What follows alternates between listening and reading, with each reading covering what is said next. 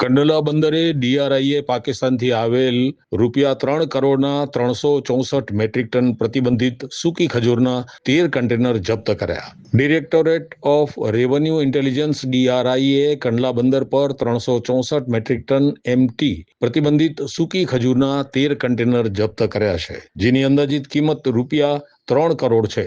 માલને યુએઈમાંથી આયાત કરાયેલ હોવાનું જાહેર કરાયું હતું, પરંતુ તપાસતા પાકિસ્તાનથી આવેલ હોવાનું સામે આવ્યું. ડીઆરઆઈની તપાસ મુજબ માલને પહેલા પાકિસ્તાનથી દુબઈ મોકલી ત્યારબાદ અન્ય કન્ટેનરમાં શિફ્ટ કરી ભારત મોકલવામાં આવ્યો. આયાતકારોએ મૂળ દેશ અંગે ખોટી માહિતી આપી ભારતના પ્રતિબંધને ટાળવાનો પ્રયાસ કર્યો હતો.